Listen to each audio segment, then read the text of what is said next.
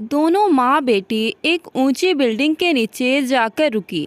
प्रभा देवी नज़र उठाकर उस बिल्डिंग को देखने लगी और अपनी बेटी शिवानी से बोली, शिवानी, ऐसा लग रहा है जैसे आसमान इन्हीं ऊंची इमारतों पर टिका हुआ हो, क्योंकि प्रभा देवी ने इतनी ऊंची बिल्डिंग अपनी ज़िंदगी में पहली बार देखी थी। फिर वो बोली कि बेटी शिवानी, हम इतनी ऊंची इमारत में धीरज को कहाँ ढूंढेंगे।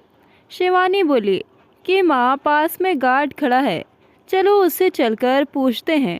शिवानी ने कई बार गार्ड से अपने भाई और भाभी का नाम बताया कि मेरे भैया भाभी इसी बिल्डिंग में रहते हैं, आप उनसे बोल दीजिए कि उनकी माँ और बहन आई है।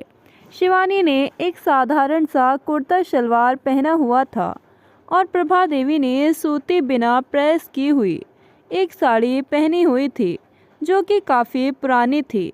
प्रभा देवी बार बार उसी ऊंची इमारत को देखे जा रही थी। गार्ड से 2-3 बार बोला भी, पर उसने सुना नहीं या सुनकर भी अनसुना कर दिया। तब शिवानी लगभग गिड़गिड़ाते हुए गार्ड के आगे हाथ जोड़ते हुए बोली, कृपया मेरे भैया से बोल दीजिए, हम बहुत दूर से आए हैं, चाहे तो आप अपनी फ़ाइल में उनका नाम चेक कर लीजिए। तब वो गार्ड झल्लाते हुए बोला कि तुम जैसे लोग सुबह से शाम तक ना जाने कितने आते हो काम मांगने के लिए, लेकिन यहाँ काम ऐसे ही नहीं मिलता। पहले पुलिस द्वारा उनकी जांच कराई जाती है और बाद में उन्हें घरों में रखा जाता है।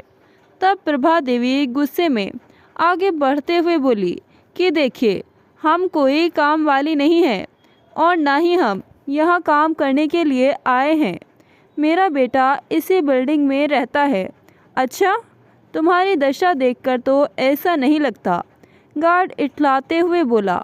अपनी माँ का अपमान देख शिवानी को थोड़ा गुस्सा आया। वो बोली कि आपको बुज़ुर्गों से बात करने की ज़रा भी तमीज़ नहीं है। आप किस लहजे में मेरी माँ से बात कर रहे हैं? अगर मेरे भाई को पता चला तो वो आपको नहीं छोड़ेंगे। मामला बिगड़ते देख पास में खड़े एक और गार्ड ने कहकर दोनों माँ बेटी को अंदर जाने की अनुमति दे दी।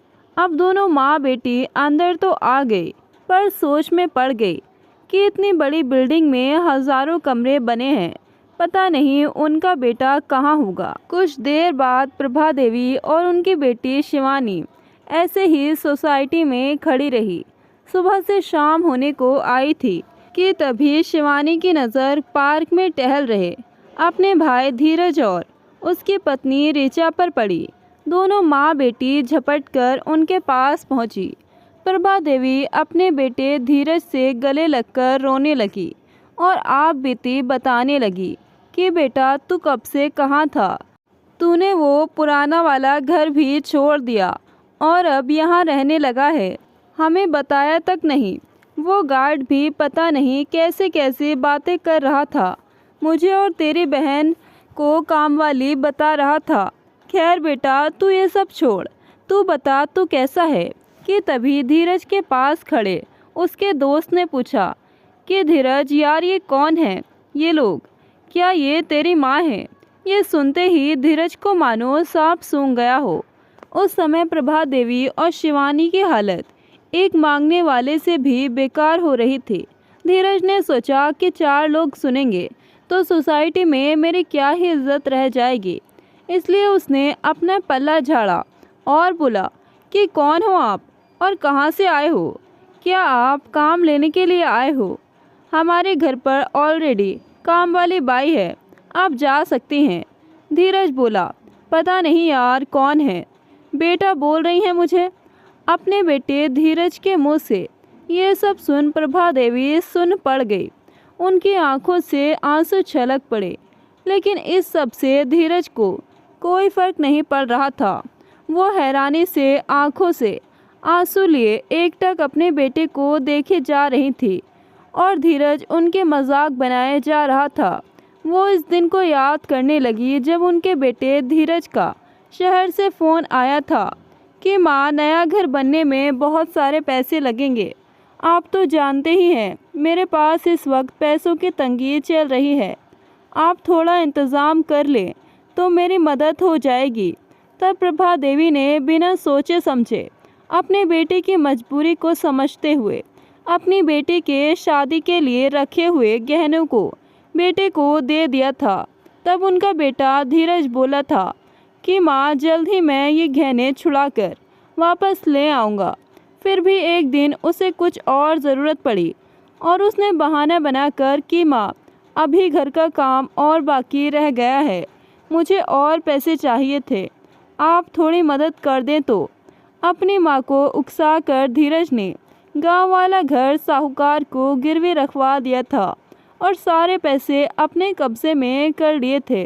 अब दोनों माँ बेटे गांव में ही रह रहे थे, जबकि बहू बेटे शहर में ऐशो आराम से रह रहे थे। समय खत्म होने पर साहूकार ने घर पर आकर हंगामा कर दिया कि या तो मेरा पैसा दो या फिर घर खाली करो।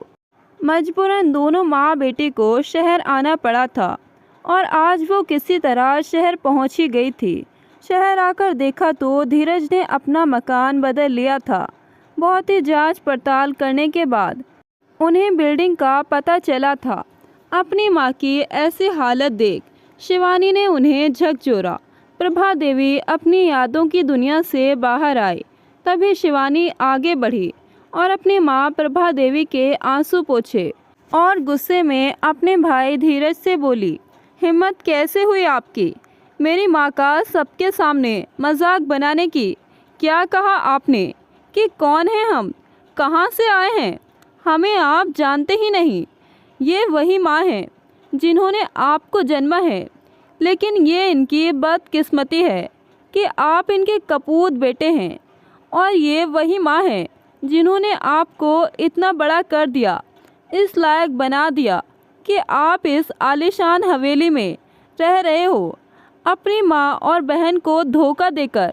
बस इतना कहने की ही देर थी कि तभी धीरज ने एक ज़ोरदार थप्पड़ शिवानी के गाल पर जड़ दिया।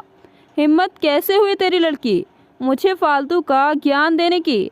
2 कौड़ी की औकात नहीं है तेरी और मुझ पर उंगली उठाने चली है। कि तभी प्रभा देवी आगे बढ़ी और बिना कुछ बोले ही लगातार धीरज के गाल पर तड़ातड़ थप्पड़ जड़ दिए।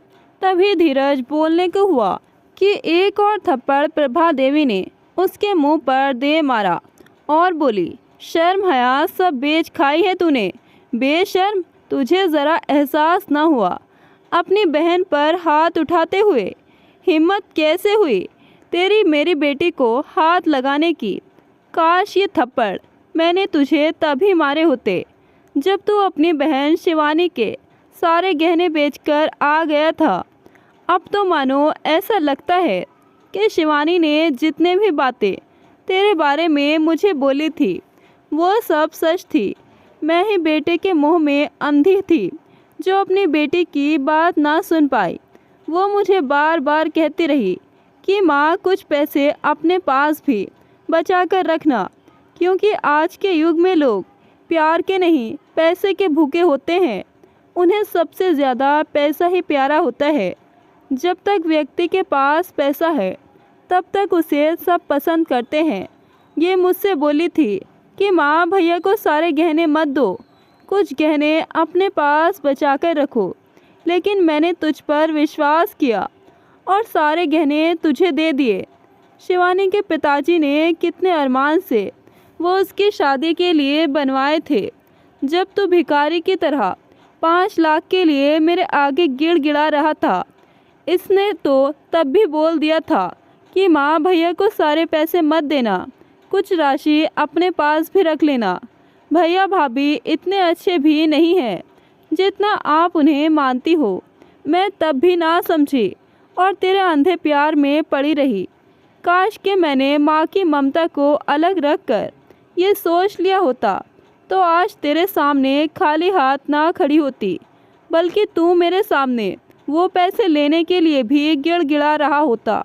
ये सारी बात सुन धीरज भड़क गया और बोला, आपने मुझे पाला पोसा तो कोई एहसान नहीं किया, और हाँ, अगर पैसे दिए तो क्या ही कर दिया मेरे लिए। सभी माँ बाप का फ़र्ज़ होता है अपने बच्चों को उनके पैरों पर खड़ा करना, उन्हें कामयाब बनाना, ज़रूरत पड़ने पर उनकी मदद करना। आखिर मैं बेटा हूँ आपका। आप ही अनोखी माँ नहीं हो जिसने ये सब किया, बाकी सब माँ बाप भी यही करते हैं। इस पर प्रभा देवी बोली, पर सब माँ बाप बच्चों के लिए घर से बेघर नहीं होते, और अगर होते भी होंगे तो मैं उनमें से नहीं हूँ। आज तक तूने सिर्फ मेरा प्यार देखा है, अब मेरा गुस्सा भी देखना।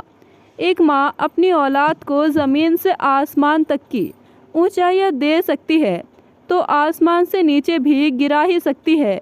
ये मत भूल कि मैंने तुझे जन्मा है, तूने मुझे नहीं जन्मा। पार्क में खड़े सभी लोगों ने जब ये सुना तो धीरज और उसकी पत्नी ऋचा के मुंह पर ही उसे उल्टा सीधा बोलने लगे। लोग उन पर थू थू करने लगे। ऐसी औलाद तो पैदा होने से पहले ही मर जाए तो बेहतर है, ये दिन तो ना देखना पड़े। तभी एक 55 वर्ष की महिला ने धीरज के मुंह पर अपना सैंडल फेंक मारा। ये देखते ही बाकी खड़ी लोगों ने भी जूते चप्पल उतार कर धीरज और उसकी पत्नी पर बौछार कर दी। इतने में ही वहां पुलिस भी आ पहुंची और धीरज और उसकी पत्नी ऋचा को पकड़कर ले गई। मजबूर होकर धीरज को शहर वाली लीगली फ्लैट अपनी मां प्रभा देवी के नाम पर करना पड़ा। अब दोनों माँ बेटी वापस जाकर गांव बस गए और शहर वाला मकान किराए पर चढ़ा दिया। उससे जो पैसा आता उसे वे गांव के साहूकार को जमा कर धीरे धीरे अपना कर्ज उतार रहे थे। प्रभा देवी को हमेशा एक ही बात का अफसोस रहता कि काश मैंने अपनी बेटी शिवानी को एक बार बोलने का मौका दिया होता तो आज इस सब की नौबत ना आती। दोस्तों, ये हमारे समाज का बड़ा ही दुर्भाग्य होता है कि आजकल के बच्चे इतने इंसेंटिव हो गए हैं कि उम्र के इस पड़ाव में, बुढ़ापे में, माँ बाप को अपने बच्चों की सबसे ज़्यादा ज़रूरत होती है। उनके सहानुभूति और प्यार की ज़रूरत होती है। उस समय वो माँ बाप को अकेला छोड़ देते हैं। जो माँ बाप अपने बच्चों के लिए किसी भी दर्द से गुजरने के लिए तैयार हो जाते हैं, सारी दुनिया से लड़ जाते हैं, वही बच्चे बड़े होकर ना जाने उन्हें कौन कौन से दिन दिखाते हैं। माँ बाप को तिरस्कार करते हैं, माँ बाप की संपत्ति लेने के लिए हमेशा आगे रहते हैं और उनकी सेवा सत्कार करने के लिए अपने कदम पीछे हटा लेते हैं। इस बात का अंदाज़ा उन्हें तभी लगता है जब वो बुढ़ापे में खुद इस दौर से गुजरते हैं। दोस्तों, प्रभा देवी ने अपने बेटे बहू के साथ जो किया था वो फैसला सही था कि गलत? कमेंट करके अपनी राय ज़रूर बताएं। कहानी अच्छी लगी तो वीडियो को लाइक शेयर करें और ऐसी ही कहानियाँ सुनने के लिए हमारे चैनल को सब्सक्राइब करें। मिलते हैं एक नई कहानी के साथ। धन्यवाद।